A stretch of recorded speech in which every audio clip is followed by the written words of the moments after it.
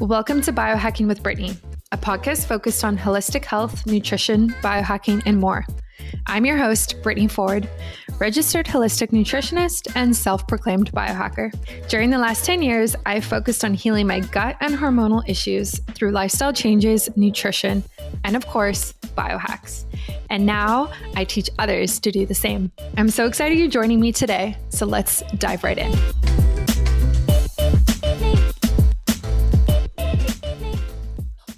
Okay, welcome everybody to another episode of Biohacking with Brittany, the podcast. Today is a very, very special day. We have Darin Olien with us, who is the co-host of Down to Earth, which is a show with Zac Efron. For people who don't know, it's on Netflix. But he does way more than that and has accomplished way more than that. He has a #1 health and wellness podcast called the Darin Olien Show. He's an exotic superfoods hunter, a supplement formulator, author of the book SuperLife, which is a New York Times bestseller, and founder of Barukas nuts, a superfood nut from Brazil. So welcome to the show. Hey, Brittany. Stoked to be here. Look forward to diving down the rabbit holes. Amazing. Cool. So I love anyone who is into biohacking or identifies as a biohacker. I love to ask them this question. So do you think your initial attraction to biohacking is primarily nature or nurture based, and why? I was just going to say nature 100%, because I think nature in its core is hacking. It's hacking towards life. So that to me is the #1. Nature has it already. We're not going to hack over nature. If we do, there's some infinite and very deep consequences as a result. So nature 100% all the way. Mm-hmm, mm-hmm.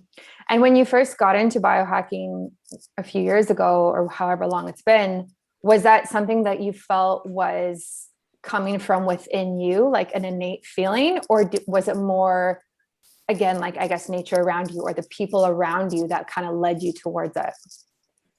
Yeah, I never really considered any of it biohacking. I just considered it like what's going on in our modern day world.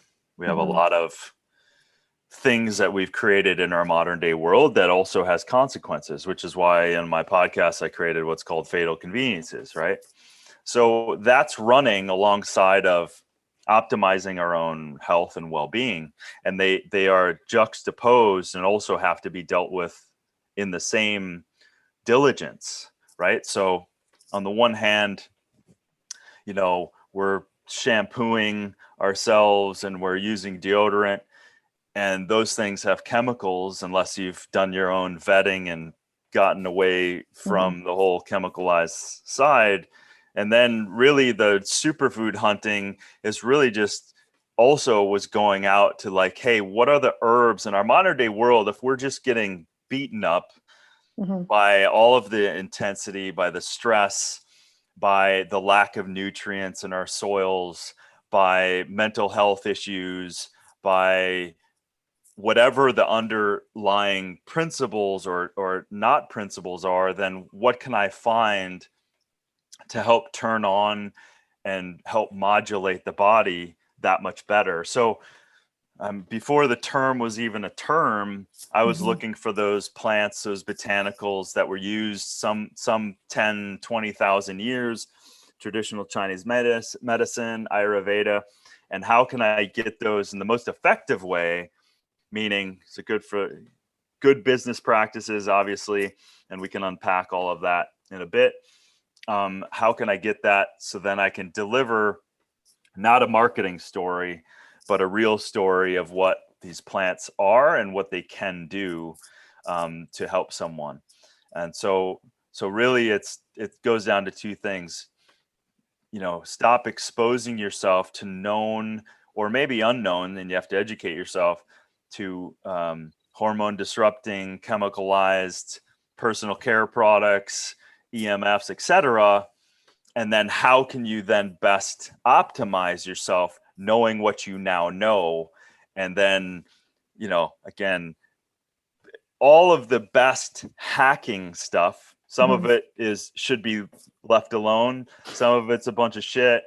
But the best stuff is the template is nature, right? So the best biohacking is get out from under your roof. 97% of our lives used to be outside. So don't wear shoes, put your feet on the ground, get out in the sun, take in fresh air, get oxygen. Like that's 3 biohacks that you can do just by getting out from behind your computer and going outside. So that, to me, nature has got it. And I'm definitely not going to recreate that, which is the template is perfect already. Yeah, I totally agree. And like, it's the same thing whenever people ask me about like how to get into biohacking or what are my favorite biohacks, it's always the free ones. And it's always the ones that are just rooted in nature, because honestly, they create the best results. Like above buying any new like tech or gizmo or supplement, like it's like you said, like put your feet on the earth and get sunshine every day, move your body outside. Like, there you go. Exactly. Yeah. We don't need to like overcomplicate it. And I think that's a really good point. So in terms of like your superfoods, like I know you're very well versed in this area. I would love for you to kind of, we don't have to go back to like how you found Barukas nuts, but kind of just explain what they are and why you think they are superfood in the first place. Yeah, and I'll broaden the definition of superfood, because oftentimes it's a word that's used like, how is this going to benefit me? Now that's important, but it's part of the pillar. The pillar also goes back into how is this affecting the environment that it's coming from? How do you best understand what's going on? And if I take these Baruka nuts out, how can the same area, in this case, it comes from the wild, how can that wild still flourish? At the same time, how can this create an economy that doesn't exist anymore, that we can actually spark? So there's a fair traded kind of situation. And then also from a business perspective, when you show up, which I have several times, to the Cerrado, where the Baruzeta tree is, where the nuts come from, you quickly realize that this area, this environment in Brazil is being destroyed, being deforested faster, by the way, than any other area in the world, right? So being destroyed, and largely for cattle grazing, cattle food production, and very unsustainable practices. So again, the superfood goes into how is this affecting the foragers and the collectors? How is this affecting the environment? And what can we do to propagate that? Pay them fairly, plant trees in an area that's being deforested. And then the great thing is this nut, which is a wild food, very important to understand. There's no pesticides, no herbicides, no outside irrigation. This is wild. So we literally, you can't pick it early. You can't go on a monocropping field and start grabbing them. Doesn't exist. This is in a landmass that's the size of 3 states of Texas combined. It's huge. Wow. And so we have created organizations to go out and collect that which falls, because it has to fall from the tree in order for that nut to be formed. And that nut then is formed perfectly on the exact time that it needs to create the most nutrients in a harsh environment that creates stress, and that stress translates into nutrients for us. And so this tree produces this nut. We have to crack it open. We get that 1 nut per fruit, we call it. And then we tested that nut. Here's the crazy thing. It was blowing on every category that we tested, from micronutrients to vitamins to antioxidants to fiber to fats to protein. It blew away every nut. So when you added all that up, you're going, how is this possible? This is a wild food. This is doing so good, but the customers now are going to benefit because it's truly that superfood delivering on the nutrients to that end consumer. And by the way, the massive explosion when I first tried these was, how is it possible that the nutrients are so plentiful and so diverse, and yet it's literally the most delicious nut ever? Like, how? So I'm looking around going, how is it that I'm in that position? Well, I've put myself in those positions for a long time, so therefore it came to me, and we created a business around it. We set these pillars in place to always do ethical business practices, and then get out this nut. And so my early years, I was so excited about botanicals and herbs and foods that I would find just as nature in me. I just wanted people to have them. I just wanted them to get the benefits that I was seeing in them. And that's still at my core. And yes, you have to create business models around it. You have to actually make it a business so it's sustainable, or else if it's not, then you can have all the dreams you want, and it doesn't actually support itself. And it is supporting itself now. We're doing fantastic in about 3.5 years. And now it's starting to catch, and people are getting the benefits, but they're also getting that taste.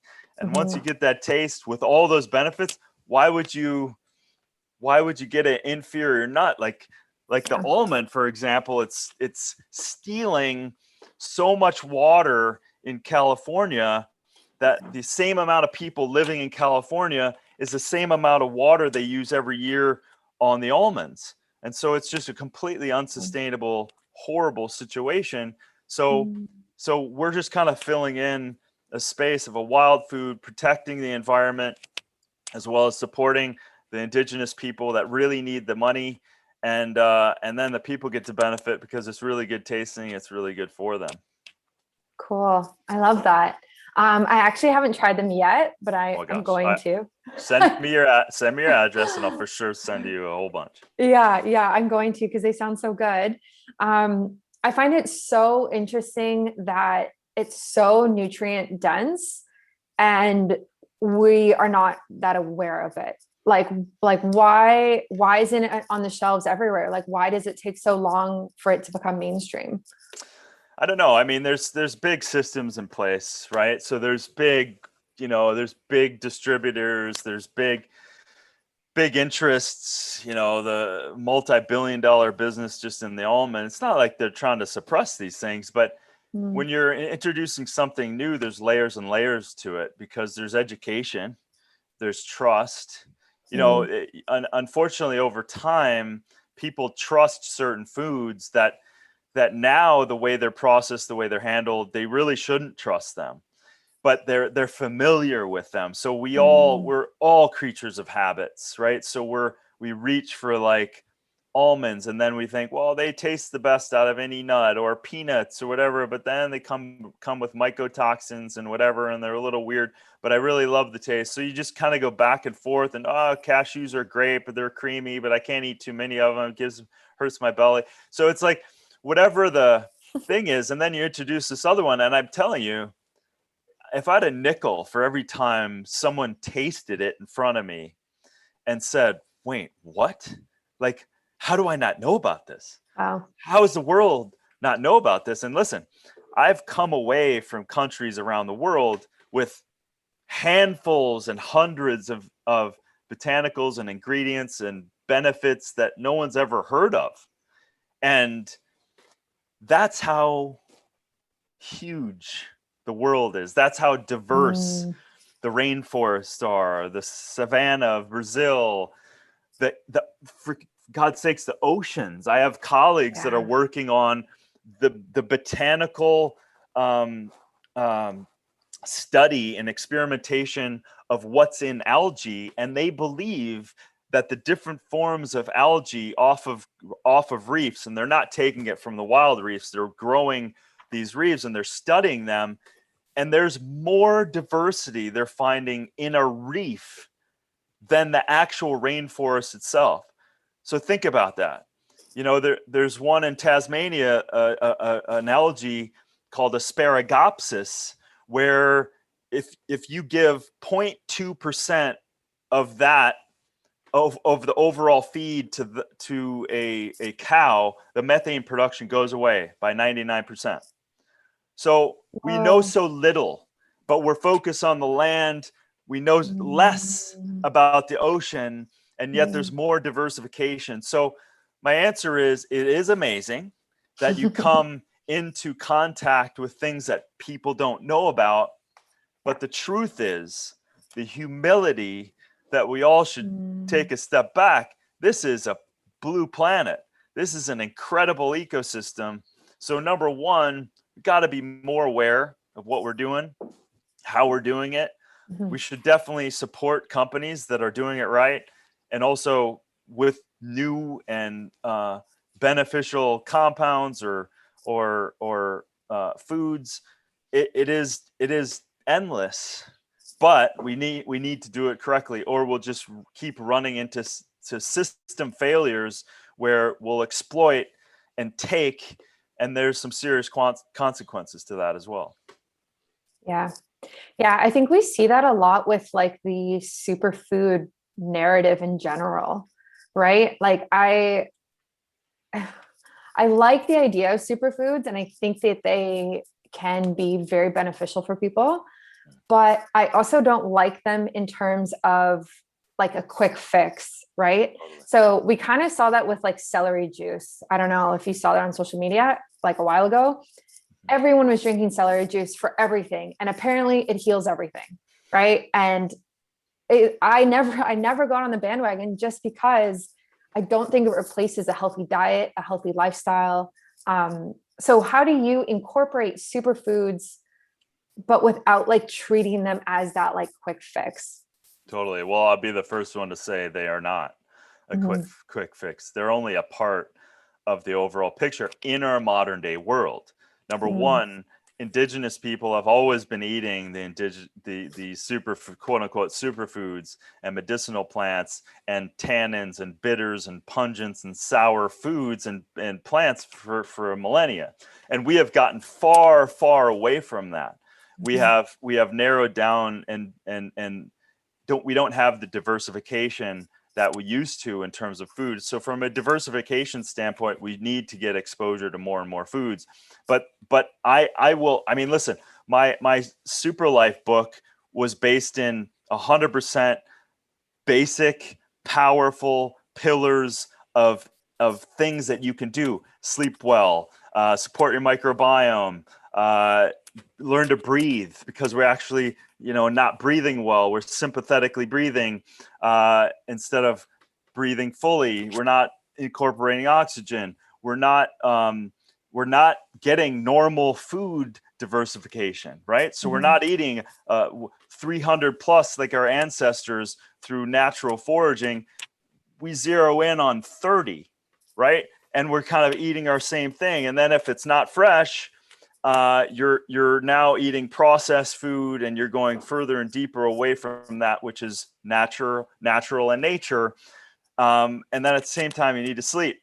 And at the same time, a huge chapter in water and exercise. And like I said, get your ass outside, get in the sun. Don't demonize the sun. Don't put stuff on your skin to block the vitamin D production. So yes, all of that, and get some powerful plants in you. And that it doesn't have to be crazy. You can find ginger, ginseng is a powerful adaptogen. You can find turmeric. You can diversify your salads, right? Celery is a great detoxifier, easy to grow, basil, chard, deep leafy greens. And so there's a ton that we can hell, if everyone listening can just plant plants again, and start eating close to home. If you have that, even if you have a little space, start growing your own herb garden in your windowsill. If you're in an apartment, you can literally, in a not so much space, you can grow a lot of food. So And that puts us in touch with the microbiome. That puts us in touch with the soil. That puts us in touch with what's around us and the shared biome that we live in. So yeah, I believe in all of that. And because of our stressful modern day world, and stress comes by way of the water we drink, if not filtered correctly, the air that we're breathing, 60 to 90,000 untested chemicals are emitted in our environment every year. So we're getting stressful connections in our air we breathe, our food we take, the pesticides on our food, all of that, the personal care products that hormone disrupting us, the stains on our floors and the paints on our walls, the fire retardants in our things. So there's a ton that we can optimize in our and how we're eating, what's in our environment. Switch those out. Doesn't have to be inconvenient. Switch those out, and then also just start playing with plants and herbs and teas and things like that, chia seeds, and start reaching out, and you'll start feeling and building. And listen, especially now more than ever with the stress levels high, lean on adaptogenic herbs. There's a reason why ashwagandha has been used for some say over 20,000 years, right? So it's an incredible adaptogen. Maca, chaga, reishi, astragalus, like all of those kind of things. Cacao, 100% cacao, no sugar, feel good. Phenylethylamine makes you feel good. Lean on these foods. These are powerful, powerful foods that can provide you a ton of benefit and be your allies. So I really like, you can put whatever title you want, super, on anything, because growing your own food in great soil and watching those powerful green leaves photosynthesizing the energy of the sun, and you eating those 2 hours after picking, you're going to feel it. That's as much as superpower as it gets. So there's a lot to do. You don't have to be oversaturated with all of the things and the elixirs. There's spaces for that, and there's power in that. And at the same time, it does not replace foundational principles of health. I want to pause this episode briefly to talk to you about EMFs. So, if you've been following me for a while now, you know that this is something that I have really been pouring myself into to develop for you. EMFs are healthier underwear for women made by women. They protect against EMF, radiation, and bacteria. And they do that through the type of fabric that I'm using. I've started going to sewing classes and pattern making private lessons in order to make sure that these are very modern, comfy, and cute, and not granny panties, unlike the couple of options on the market right now. So this is super important. The underwear protects the female reproductive parts, specifically the ovaries, from all of the radiation that's around us. So in our car, from Bluetooth, from our phone, from computers, from Wi-Fi, all sorts of things. And this matters, right? Like, we're learning more and more about how our environment impacts our health. And EMF is tough and radiation is tough because we actually can't see it. So it's kind of one of those things that we just don't necessarily think about because we can't like visually see it on a day-to-day basis. But that does not mean it's not impacting our health. And the science backs this up now. There are countless studies on this, on how EMF can impact fertility, ovulation, pregnancy, also like cancer and mitochondrial health. The ovaries are actually the most dense organ in the body that has mitochondria in it. They have 100,000 mitochondria per cell in the ovaries, like per cell. That is insane. And so we really want to make sure that those little mitochondria are doing their best, are functioning at their best. And we want to block any EMF, any radiation from impacting how they function, because I want women to have healthy cycles and healthy hormones and healthy pregnancy and fertility, and not have further, much more serious complications in the future.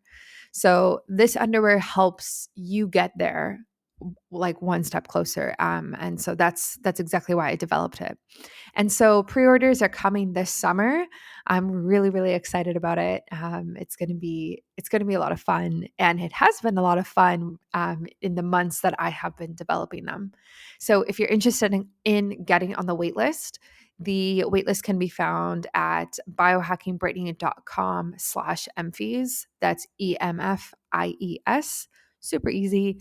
Or you can just go to the link in my Instagram bio. You can just sign up right through there as well. So definitely get on that wait list. It's growing pretty quickly. And everyone on the wait list will have early access to pre-orders, which is super important because it's going to be quite a limited quantity to start, I think. So get on the wait list. And yeah, if you have any further feedback, I'm always open to hear what you think and what you're looking for, even product wise. Yeah, and a bunch of you have already asked me if I'm going to be creating things for children or for men, which is very interesting, but I think we're going to focus just on the females for now. So get on the wait list, and I look forward to dropping these very soon. Do you think we're moving towards more diversification in our food and diet, or do you think it's getting even worse? Like we're like in 10 years, if we were having this conversation, do you think it would be worse? I think there's two tracks. I think there's a track that people are going to just white knuckle and continue to the same path and factory farm like plants to death and the environment to death and all of that stuff. I think there's that path. And I also am very optimistic because I see it and I talk to the people. I'm out in the world and I see the regenerative aspect that's going on, the restorative aspect that's what's going on. And by the way, I've talked to some of the biggest companies in the world, and there are parts of them that know the writings on the wall. And that's from us. That's from the consumer listening, being more aware, and really then taking their hard-earned money and buying products and food and supplements that are better aligned with their morals, their ethics, and quality. And these big companies, from food manufacturers to personal care, to even the car manufacturers, whatever you want to call it, they know that the green movement, the transparency movement, the restorative, regenerative movement, it's here to stay, and we are transforming that as we speak. So two things are going on quite powerfully. The chemicalized, gnarly, crazy shit. And there's the same people that will buy all of that crap. And there's nothing we can do about that. They can awaken when they want to awaken. It's not my job. If they ask a question, if they're willing, then great. We want to be there when they wake up. And at the same time, I'm stoked that we are doing some powerful movements forward for the environment. For example, a little bit on a tangent, but the single-use plastic. Does anyone ever really know how to deal with single-use plastic? Is there really a solution that someone can say on a big scale, say, well, what do we do about that? Well, I know two ways. And I know one company that is working with literally the biggest companies in the world. This company called Footprint, and they're literally they're using plant-based fibers, and they're changing single-use plastic uses of some of the biggest companies in the world, selling billions of units of these containers and trays and stuff like that, and cups. And now those big companies are buying in. So we need to squeeze off and stop some of this toxic stuff, and at the same time start cleaning it up. And I'm involved with some technology types of pyrolysis where you can throw in plastic and change it and transmute it into usable fuel and energy without toxins. So I am optimistic. If anyone can hear that, there are solutions, there are companies, there are people doing it correctly. And we need to wake up to that fact and put our attention, put our money, put our product consumerism into those types of things. And lower, we're all getting plastic, we're all getting exposed to all this stuff, and you can't stop it because stuff just happens. But at the end of the day, we have to be more and more aware. So I am optimistic, and I'm also aware that this whole other path of these people doing what they're doing is just doing what they're doing, and they're going to keep doing it. Yeah, I agree with you. Where we put our money matters, right? Like what we choose to buy matters. And I can even see it, anyone can see it in a grocery store now. Like when I used to grocery shop 10 years ago, there'd be like a little section for like organic food and like some healthy products. And now there's a whole section for organic food, tons of healthy products. Like, I mean, the marketing greenwashing is definitely a situation that's going on, but we are seeing an increase in healthier alternatives, which is really nice. And it's making it more accessible for everybody, and at a better price point for some people too, which also matters. 100%. So yeah. So for Barukas Nuts, like your business, how is it sustainable? Yeah. Like how is it a sustainable business? Like exactly what do you do? Yeah. So, I mean, very early on when I first tasted the Barukas and then tested them and saw all of the nutrients, the next question is this even possible? So showing up in Brazil several times with a full team, we ended up having to interview everything from a badass woman elder who ran her whole indigenous community, to scientists at university, to ethnobotanists, to village leaders, to whatever, to really get an understanding of what is going on with the Barukas. Well, it grows wild in the Cerrado, but it's being threatened by the deforestation. So number one, how do we support this tree? How do we create value where there where there isn't perceived value? Because right now, and it happens all over the place, it's happened in almost every country I've been in the Amazon itself, if they don't perceive that value of those medicinal plants, that incredible oxygenation that's going on in a million medicinal plants, if they don't perceive that as value, then they'll just wipe it out for their, for their cash grab of their cattle and their beef industry, etc. So number one, by customers buying Barukas, we know that we will create value back in that tree. And so then that tree gives the indigenous people a way out. So they don't have to sell their land to have money for the, because we're all wanting the same thing. We want to provide for our family. We want to have water, power, food, shelter, period. We all want that. So we saw the value in that tree and we created the model in order for that to be sustainable. And that is driven by conscious capitalism, right? So by people buying it, we set that up. And so we then went out and all of the collectors or all the indigenous people, we realized like over a decade of them trying to do this within country and sell these nuts, how is it? It's not working. It's too labor intensive. The geology is way too big. There's no monocropping. It's not easy. So we had to invest in infrastructure. We had to invest in them and figure out what was understanding. We had to understand the economics of them. What is fair? What is their fair trade within other industries? What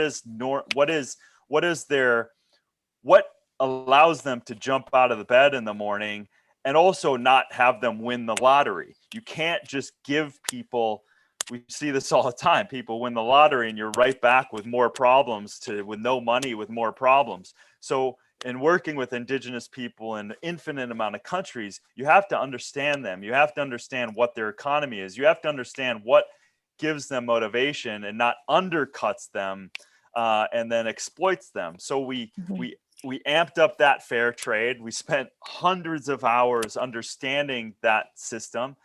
And then we announced that price so that a middleman can't come in and say, well, this is the price they're buying it for. Like, no.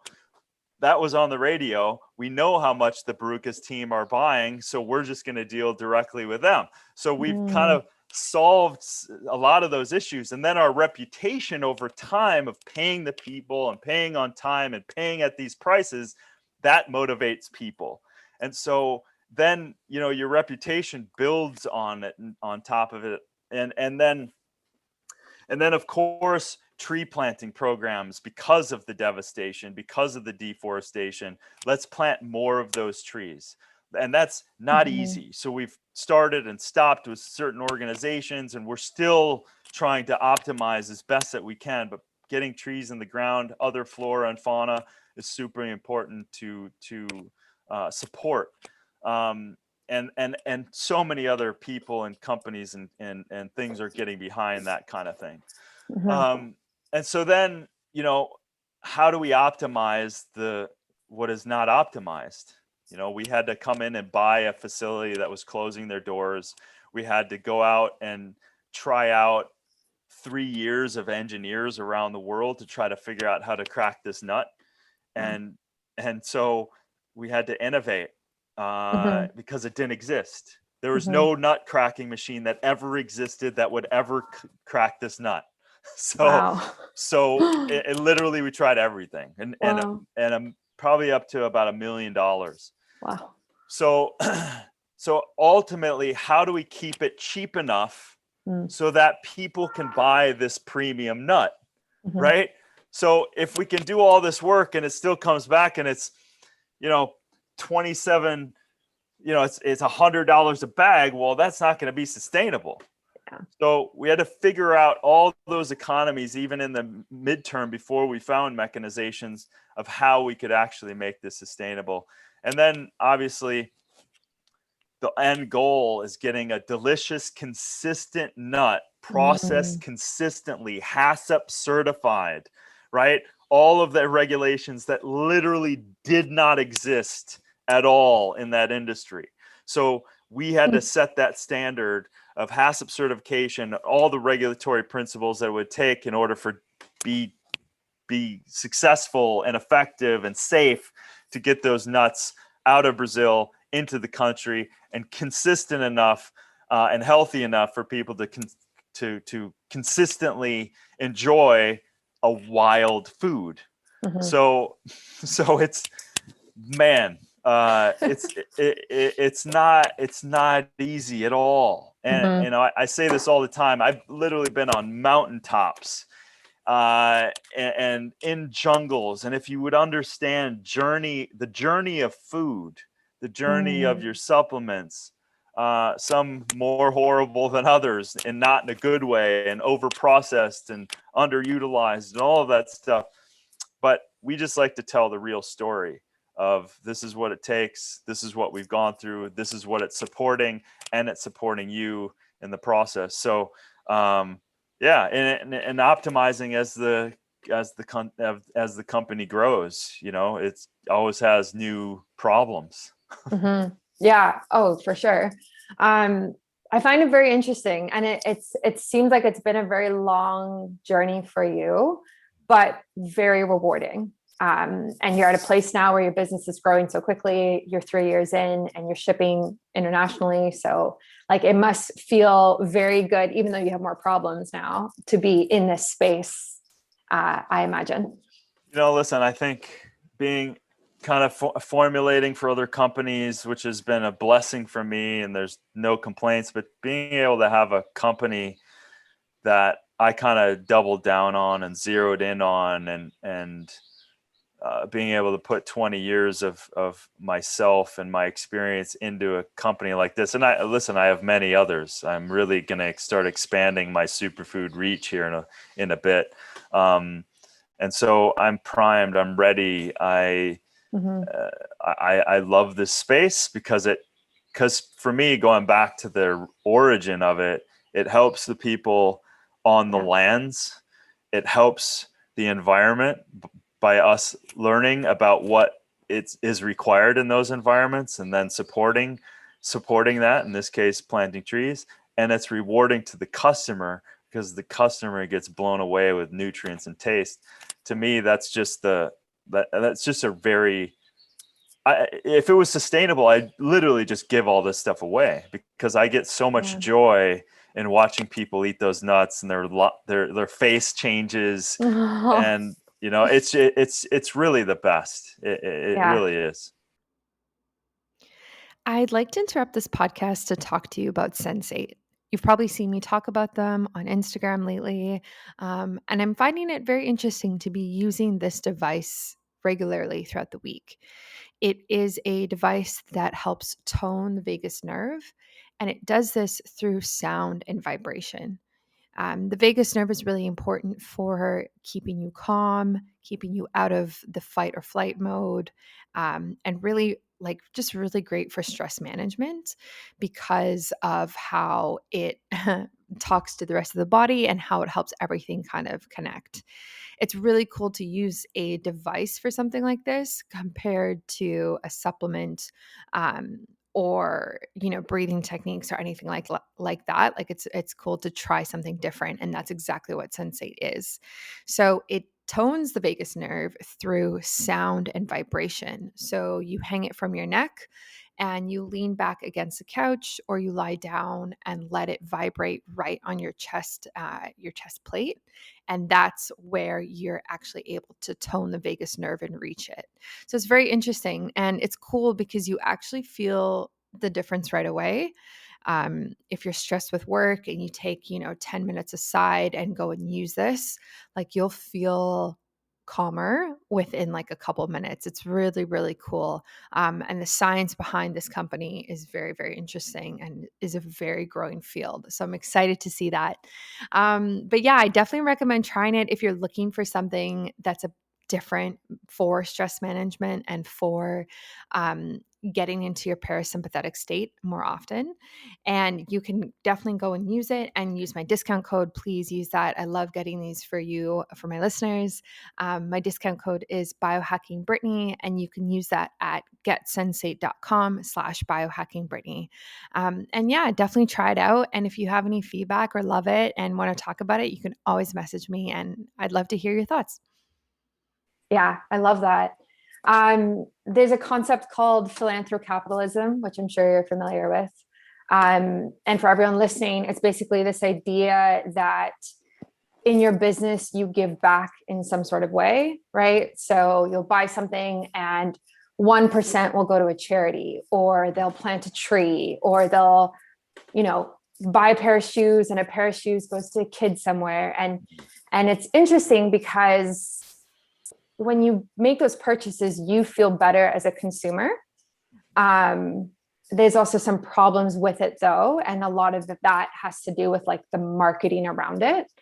But a big criticism of it in general is that the very practices that the business does actually causes the problem that they are trying to solve through these initiatives.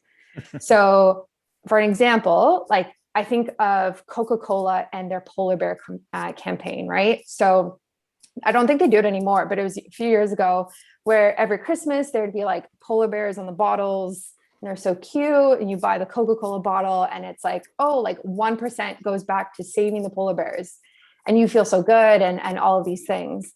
But in reality, their factories that are creating the Coca-Cola, that is creating the plastic bottles, actually emits so much gas, so much CO2 that is contributing to melting the ice that these polar bears are on. So it's kind of like a Band-Aid approach and not very like 360, not very holistic.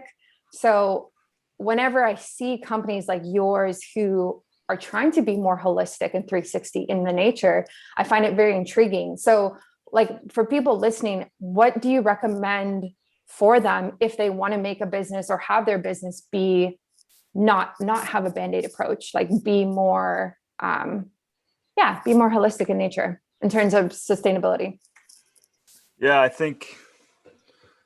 mean, it's so funny because I've never approached it with trying to be sustainable. I've only approached it from the standpoint of what's right to do, especially when you learn, like, what is the product that you're looking to do, and take a realistic approach, right? Like, what's required to get that product produced, and who has to do it? Where is it being done? How is it being done? What's being used to do it in every way? That's why I've probably been in 1,000 processing facilities, from here in the States to anywhere in the world, from the craziest huts to you name it, people trying to think that they can get a business out that way. So you have to be willing, when you receive, like, say you're making a gadget, where are all the pieces coming from? Who's doing it? There's horrible things of computer parts being created in Malaysia by sweat workers of children. Like, where you have to look under the hood. And as soon as you look under the hood, you realize, ooh, not that, but it's going to cost me another 50% of this product. Well, figure it out a different way. Put that into your model, or else you're just slowly demoralizing yourself. So wake up, open your eyes, be willing to do things differently. And I believe at my core, you'll be rewarded for it. It may take longer. It may be a little harder. It may get resistance. People may say you're weird, whatever. You got to find partners who are willing to believe in you, who are willing to jump in. And that is changing. There are eager people. I just got 25 volunteers, normal people, researchers, undergrads, master students, just to do research for me. And just because they want to put their energy into something that's doing good. So you can find these people.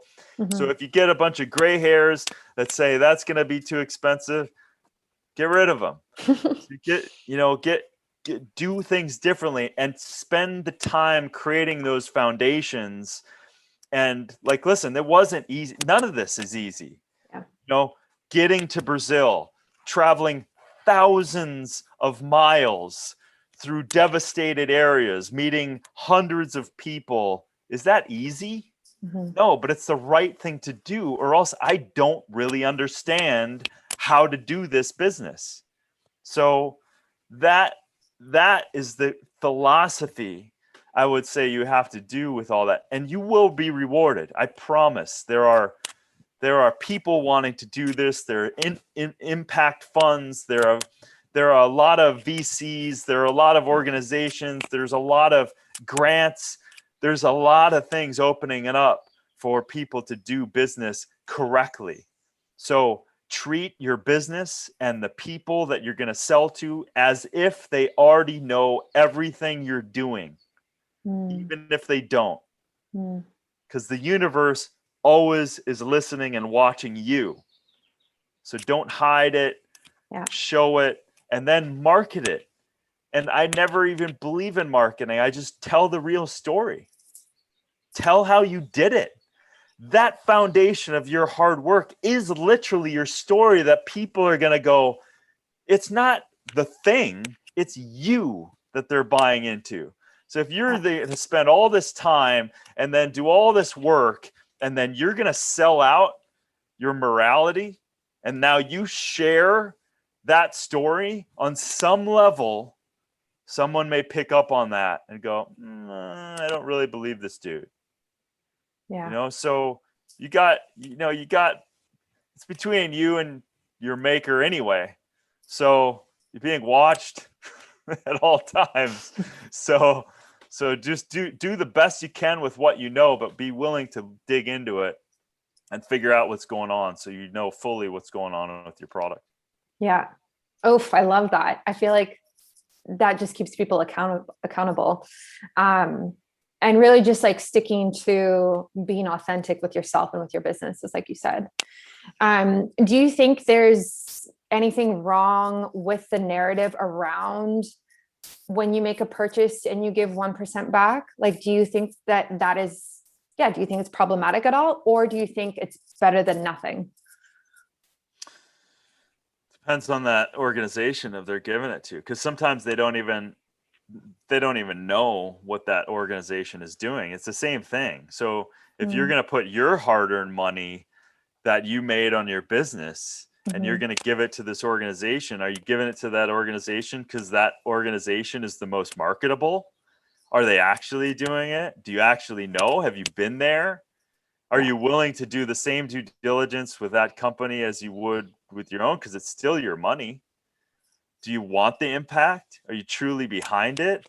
Because there's always a situation where, if certain businesses have created their nonprofits and they're effective at doing their job, then why do I want to recreate the wheel? Like, if I want to support the ocean, then I want to back this organization that's literally doing it. And if you're going to do that, then go show up. Go see what they're doing. Go pull back the layers and do it. And then you'll actually authentically, again, be able to tell the real story and share that. Like, hey, you know why we're aligned with this organization? Well, last year I went and I spent a week in the Galapagos, and they're cleaning up plastic there. They're supporting the native species, whatever it is. I was there. You can't take the experience away. And that's authentic. So I think there can be a problem because it can be just another greenwashing situation. Hey, cool, we're giving this away, blah, blah, blah. There's a lot of organizations that are corrupt as freaking hell. Yeah. Right? Dolphin save tuna, for God's sakes. Maybe they're trying. Yeah. Maybe they're trying, but largely ineffective, right? Yeah. Makes you feel good. Oh, cool. All I want is my tuna, man. And see, it's dolphin safe. Well, I'm going to support that. When you dig underneath that, is that really going on? No, not effectively. So now you're not. So it's that kind of thing. Yeah. Honestly, I hate that. Like, I hate the idea that people are just like lying to me when I buy a product. And I don't know if that's like naive to say, but like, how can you just like get away with that? And how can you like even feel good about just labeling that or putting that on your website and just think it's fine? Oh, we know this is going to increase our sales. We're not actually going to give back a percentage to this said charity or whatever. Like, it's just bullshit. And it just bugs me. Well, because the religion is profit. Yeah. Let's be honest. Yeah. Like, our religious views will destroy the world and people in the face of profit.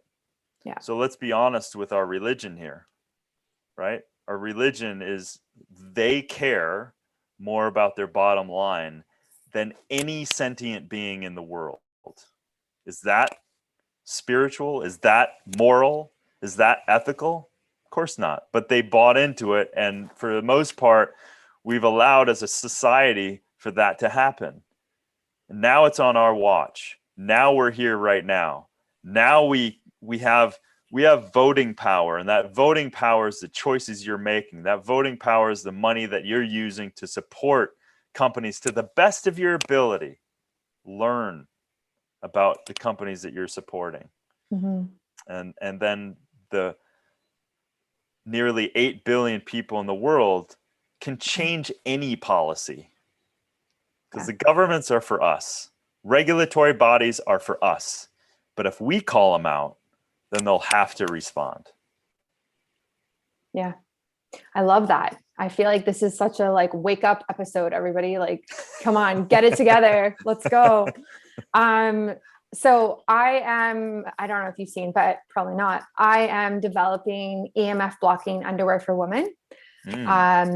Because there's none on the market and I want them for myself. And the ovaries are very mitochondria dense and very important. And there's research that shows EMF impacts fertility, ovulation, pregnancy, miscarriages, birth defects.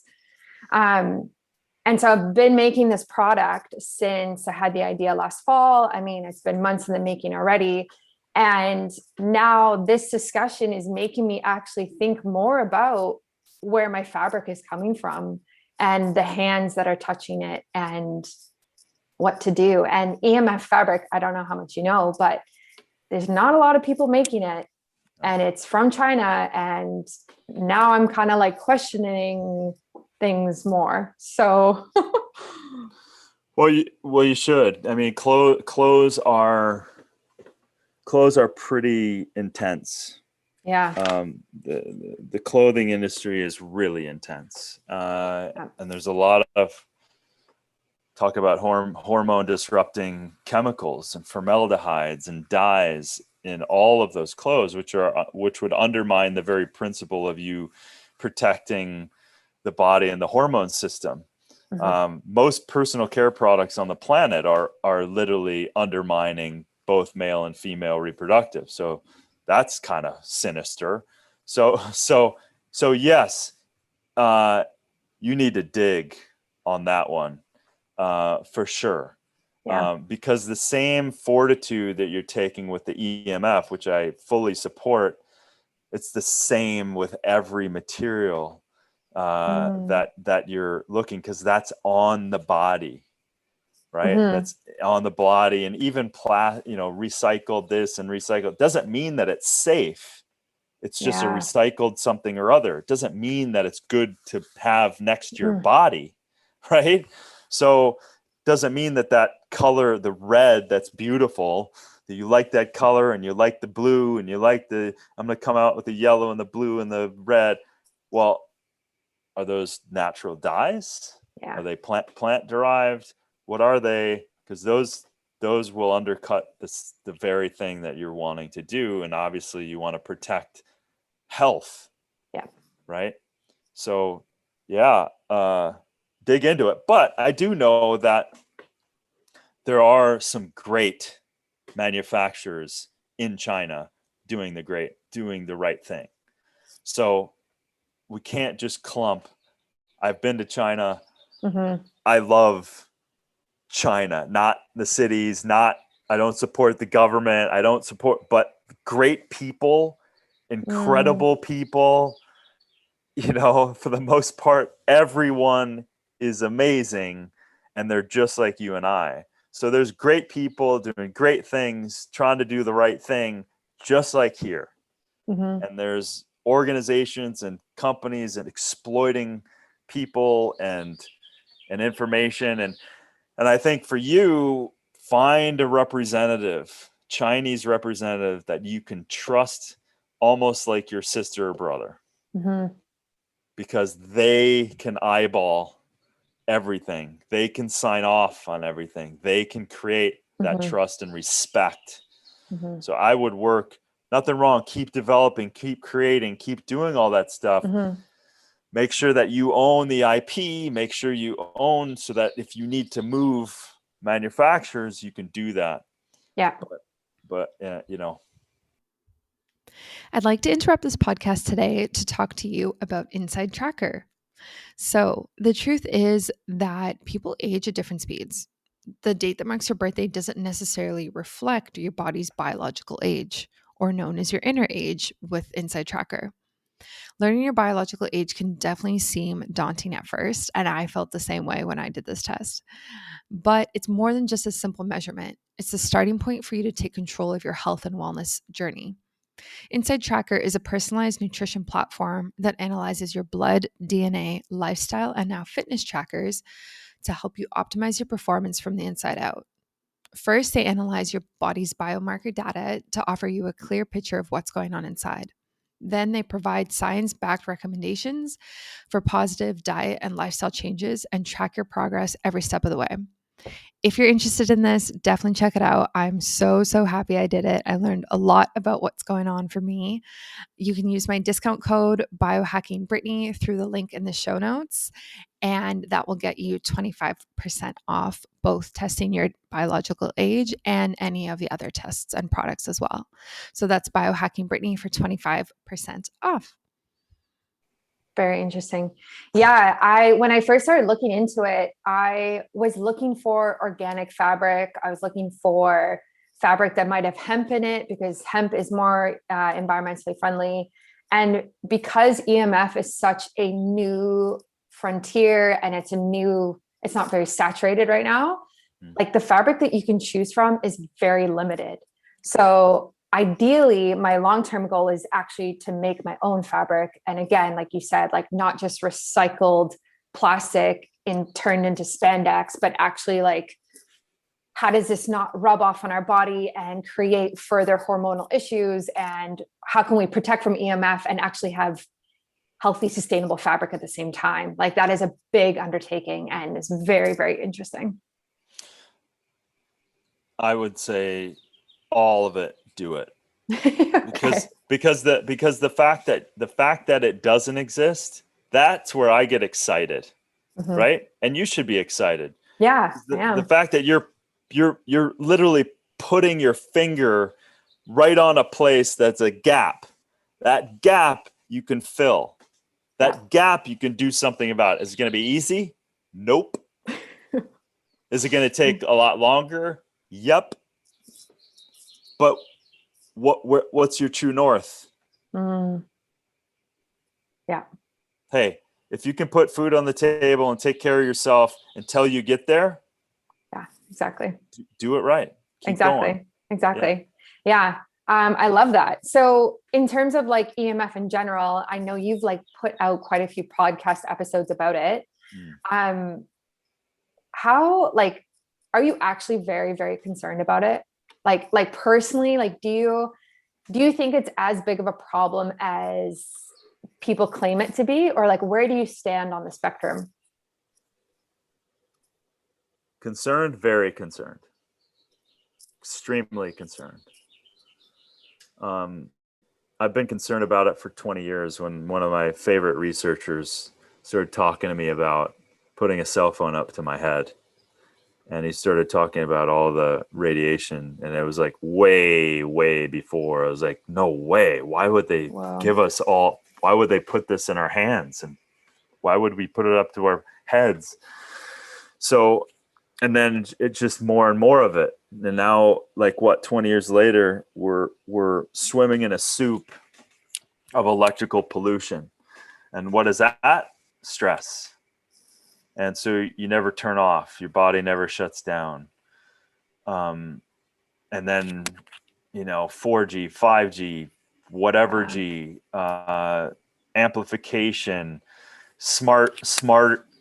creating smart technology. So everything's running everything and facial recognition. It's like, it's just, and it's invisible, which is also scary. Because we can't see it with our naked eye and we don't know what the effects are. So we're not feeling, most of us aren't feeling the ongoing pollution that's being poured on you at all times, all times. And so you don't think about it. So you're like, okay, well, this is literally affecting every cell, every RNA signal, creating stress in the body, shoving calcium out of the cell. Like it's dangerous. It's stressful. It's creating cellular change, DNA change, RNA change. So do everything you can to keep yourself away. Shut it down when you can. I mean, I've got a Faraday cage over my router. My router gets shut off at night. I've got a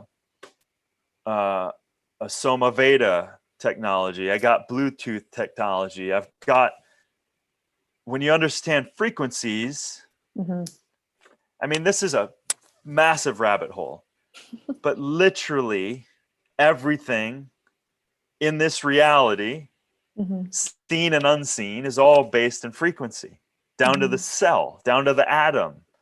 It's frequency. And so again, we go back full circle. We have created frequencies that are not harmonious to nature. They're not harmonious to us.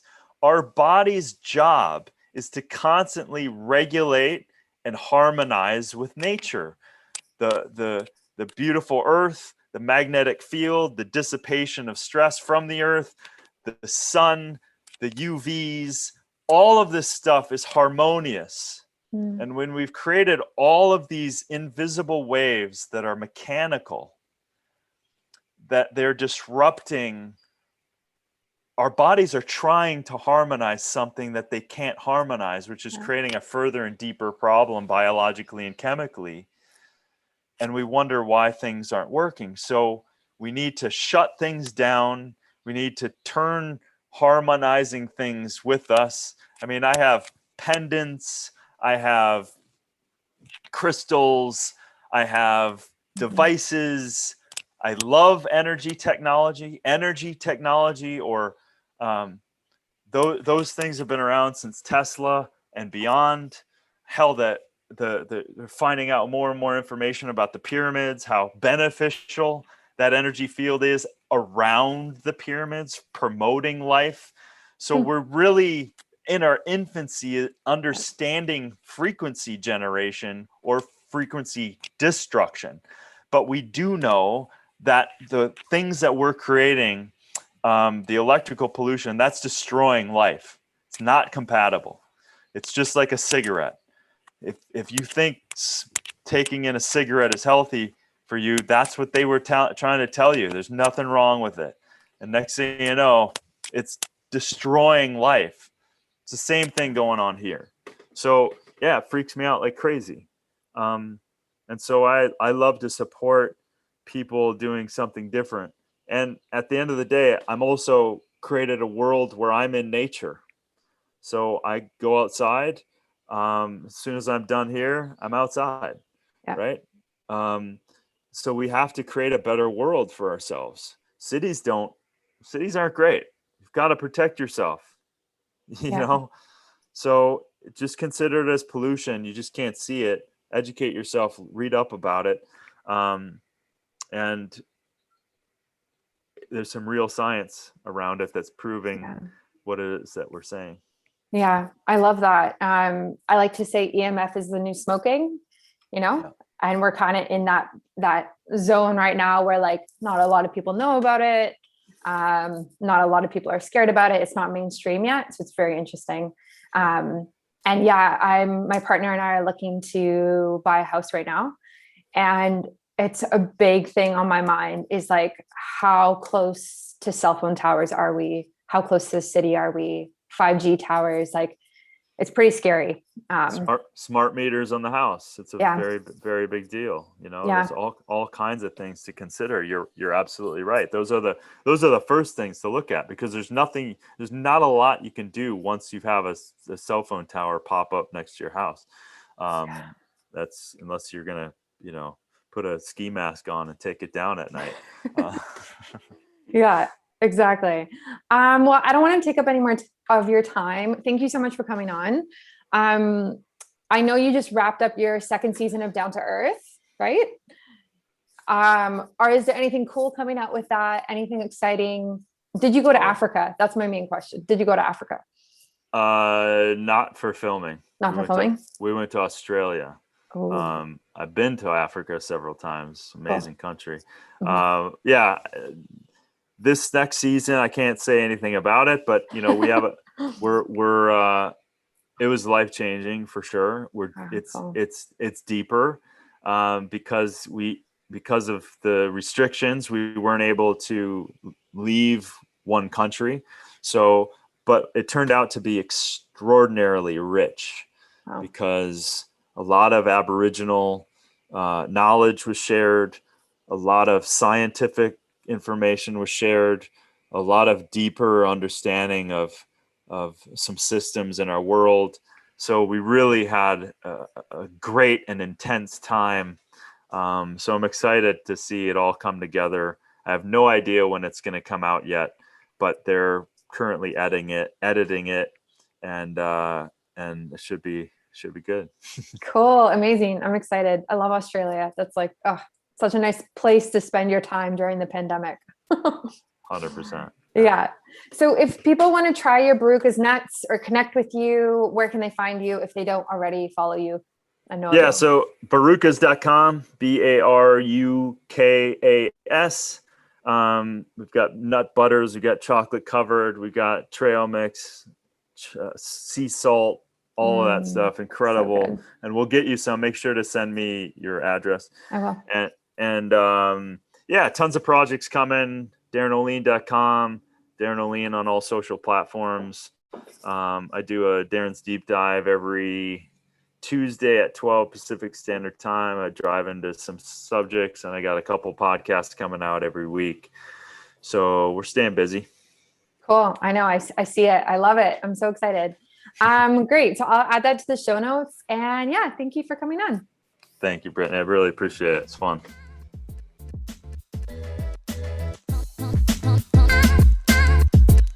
Thank you so much for tuning in today. As always, feel free to screenshot this episode and tag me if you'd like me to respond. I really hope you enjoyed it and learned something new. If you have a question about your health, my DMs are always open and I'm currently taking new clients. Thanks and see you next time.